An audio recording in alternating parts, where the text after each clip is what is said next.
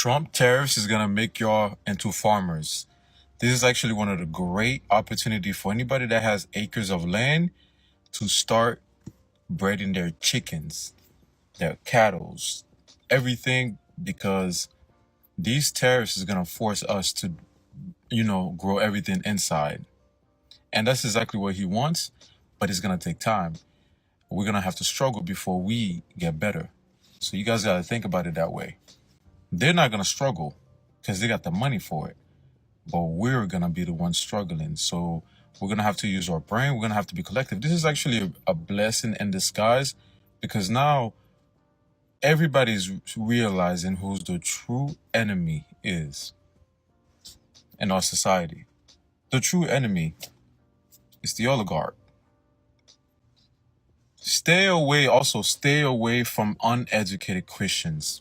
Maybe that'll be my next post. How are you and your farm dealing with the uncertainty around this trade war? Well, thank you very much for having me. And the president said that he loved farmers. And this is a very critical time for America's farmers. Every time the president uses the word tariff, he caused complete chaos and confusion. And it's created a state of emergency for America's farmers. Right now, there's $30 billion at USDA that haven't been dispersed to America's farmers. It's planting season. We don't have farm operating loans in place. Those are grants and other services that have been cut and frozen to America's farmers. And my message to the president today, if you love America's farmers, release that money so that farmers can get in the field and put their planters out here.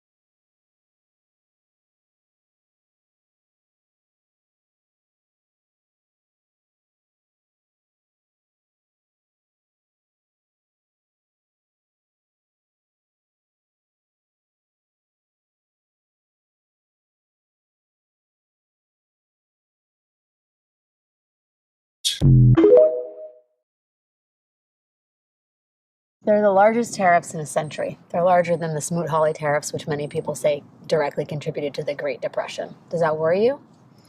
Of course, those concerns are in the back of my mind, but as we've already alluded to, we're optimists. We do a lot of praying. We have a lot of faith, and our faith is in God and not in administration. In agriculture, there's about 85% of what happens on my farm that is completely out of my control. Yeah. So I have to do the very best I can at managing that 15% of inputs and cost and labor and marketing and signing the best contract and doing the best job that I can, and leave the other 85% up to the good Lord. And that's all we can do, whether it's weather or disease or a hailstorm or a pandemic or an administration. And we just weather the storm. I mean, in North Carolina, every year we prepare for a major hurricane. Right. You know, every 3 or 4 years, something drastic is going to happen. Yeah. So we're used and we're accustomed to that. Now it's just that much more challenging that we've got to get through it, know how to and weather this economic cycle, this storm. This is the thing I think that confounds people. You're talking about acts of God, acts of nature, hurricanes, rainstorms. This isn't that. This is a person in the White House making decisions. Yeah. Does that frustrate you at all? In the world now, we need certainty and we need consistency. And we, like Brandon said earlier, we've got to have trade. All of our markets are depressed right now.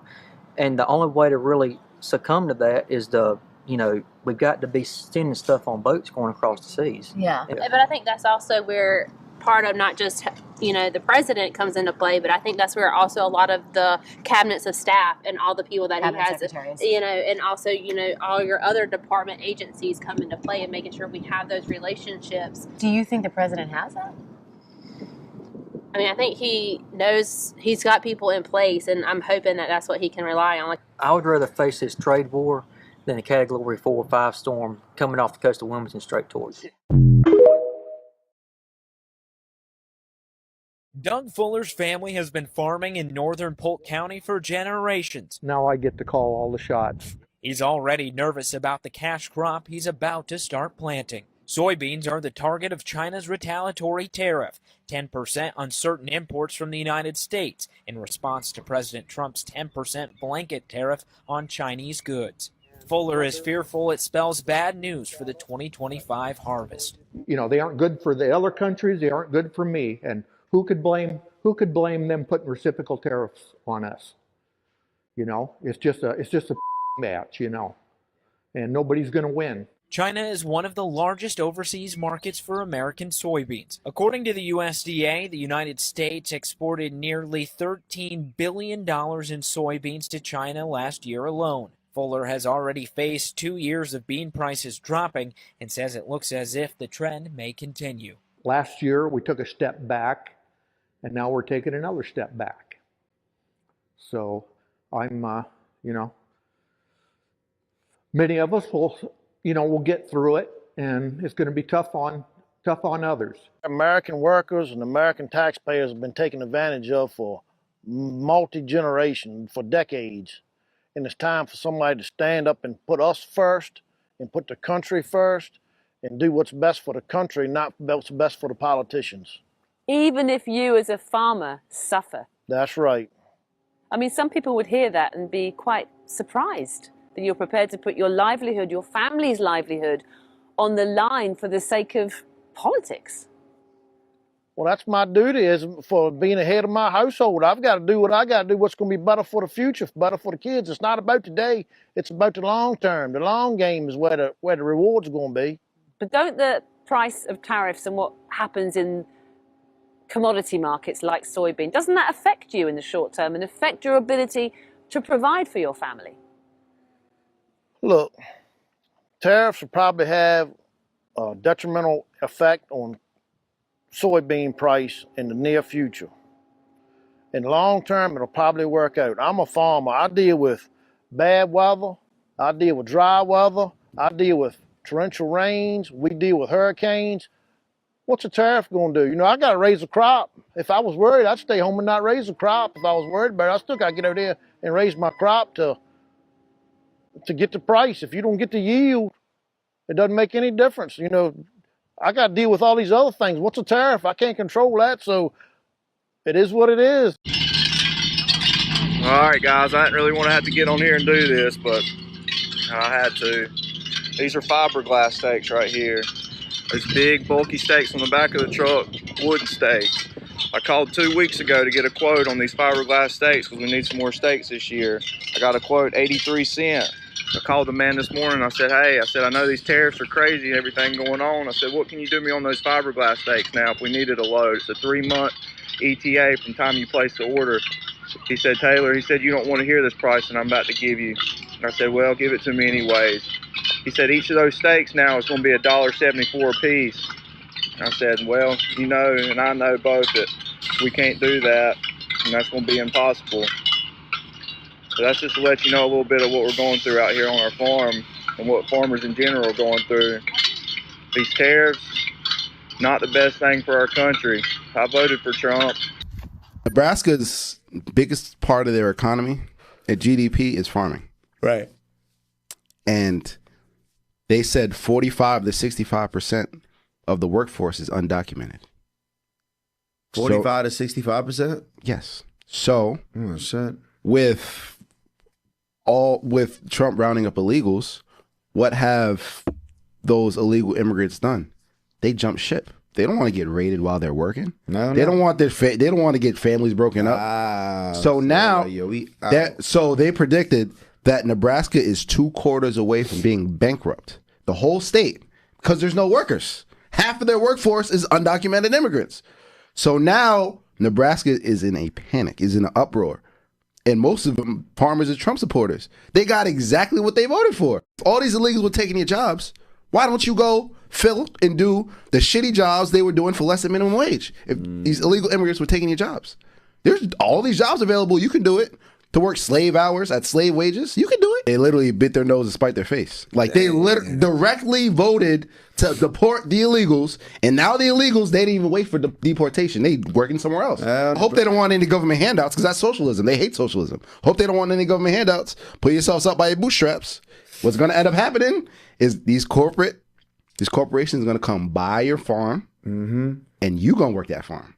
And you're going to be working for the corporations. They're going to buy it for pennies on a dollar, and you're going to be working your farm, and you're not going to own it no more. Else. We don't want to be stuck in the middle of this. As China announces a 125% tariff on U.S. imports, Rebout, who is also the president of the Wisconsin Soybean Association, says there is unease. China is the largest importer of U.S. soybeans. 67 million bushels from Wisconsin are exported across the world. China buys more than all the other countries combined. With tariff talks top of mind, South Florida farmers say they're in trouble. Crops are rotting on the vine, and they're blaming the ongoing trade wars and immigration changes. What does this mean for the future of our food? The Night Team's Heather Walker has a look at tonight's 7 Investigates.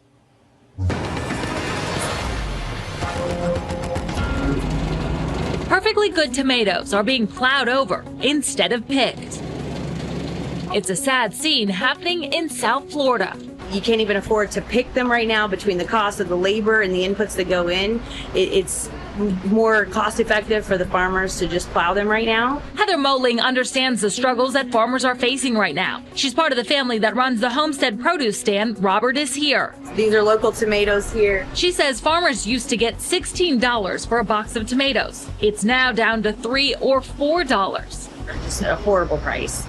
Some of that has been from what Mexico's bringing into the country, and some of that has been just with the threat of the tariffs.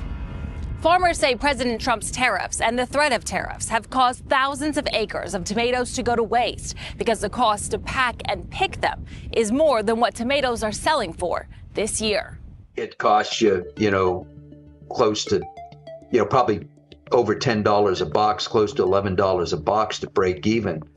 So if you're selling tomatoes for $3 and $4 and $5, you can just figure out pretty quickly what the losses are. Tony Damari with Damari Homestead says his company has experienced huge losses. He won't disclose how much, but says South Florida farmers are hurting. The Mexican industry exported, in some cases, double and triple their daily volumes as to beat being subject to the 25% tariff in February and March and the 10% tariff in April. That just devastated our markets in the U.S. Those tariffs never went into effect, but the damage was done. When Mexico flooded the market with cheap tomatoes, local farmers couldn't compete and didn't even bother picking their fields. Now the U.S. government has plans to put an anti-dumping duty on fresh Mexican tomatoes starting in July, to try and prevent that from happening again. And it's not just tomatoes from Mexico that's hurting our farmers. South Florida sends a lot of different produce to Canada, which put a 25% tariff on our crops. Another watermelon grower in the state had called me about concern and question on the tariff. His customers in Canada, which Canada for the Florida watermelon growers in the springtime is a big market, had told him that they, because of the tariff and the added cost to Florida watermelons, they were in fact wanting to bypass sourcing Florida watermelons for this spring as long as the 25% tariff was in place. And in fact, they were going to source their watermelon needs from Mexico. Immigration changes are also taking a toll. Many pickers are afraid to go to work. Many workers have left. Others are leaving now. This man agreed to talk to us if we agreed to hide his identity. He's worried about being deported. A lot of people are really afraid, and sometimes they come. Sometimes they don't come and the harvest is lost because it cannot be harvested. So that's why so much produce is lost. What's the feeling from farmers right now? Like, how are you feeling? Not very good, to be honest with you. And with the current policies on tariffs and immigration, Florida farmers are not planting a secure future. Heather Walker, 7 News.